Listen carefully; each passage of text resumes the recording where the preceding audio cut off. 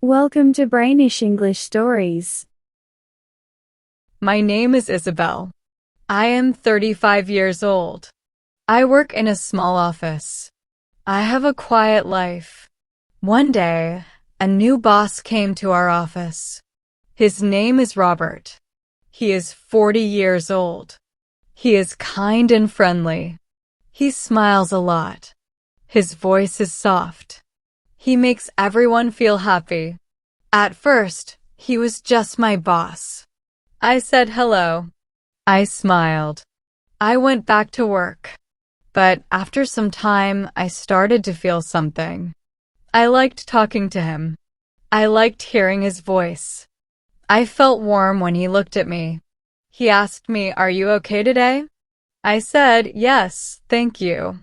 But my heart was beating fast. He made me laugh. He remembered every little thing I said. He stood near me when we talked. I began to think about him at night. I didn't want to, but I couldn't stop. Then one day I saw his ring. He was married. My heart broke. I was sad. I told myself, you must forget him. But it was too late. I was already in love. I didn't plan this. I didn't want this. But now I think of him every day.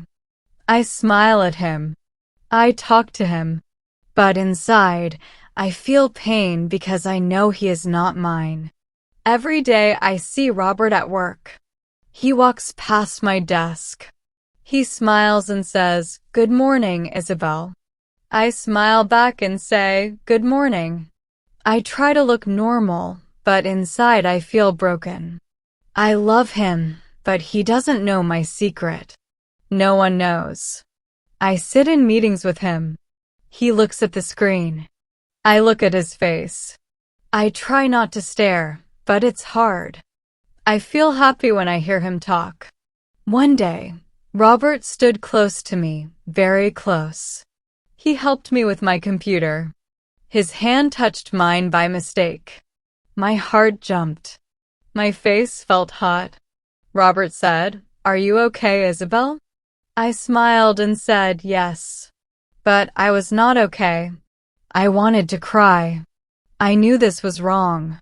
He has a wife. He has a family. He is not free. But love is not always good. Sometimes love hurts. Sometimes it is quiet like mine, a secret love, a silent love. When I go home, I think about Robert. I sit alone in my room. I ask myself, why do I feel this way? I don't know the answer. I only know one thing, I can't stop my heart. One Sunday, I went to the park. I wanted fresh air. I wanted to clear my mind. I closed my eyes for a moment. Then I heard a voice I knew. Robert. I opened my eyes. He was there, just a few steps away. But he was not alone. A woman stood next to him. She was smiling. A little boy ran to them. Then a little girl came. They laughed together. Robert picked up the girl and kissed her head. That woman was his wife. Those were his children. I froze. My heart felt heavy. I could not move. They looked so happy. They looked like a perfect family. Robert looked different, not like my boss, but like a husband, like a father. He did not see me. I was glad. I turned my face away and looked at the trees. I wanted to cry, but I held the tears inside. I thought, this is real. Robert belongs to them, not to me. I sat there for a long time after they left. I felt empty. I felt small. I asked myself again, why did I fall in love with him? But there was no answer. I walked home slowly. That night, I didn't eat. I didn't sleep. I just lay in bed and whispered, "Forget him, Isabel. Please forget him." But my heart said, I can't. It was Monday morning the next day. I didn't want to go to work. My heart still felt heavy after seeing Robert with his family, but I had no choice. I got ready and went to the office. I tried to stay quiet. I didn't want to talk. I didn't want to smile. Then Robert came to my desk.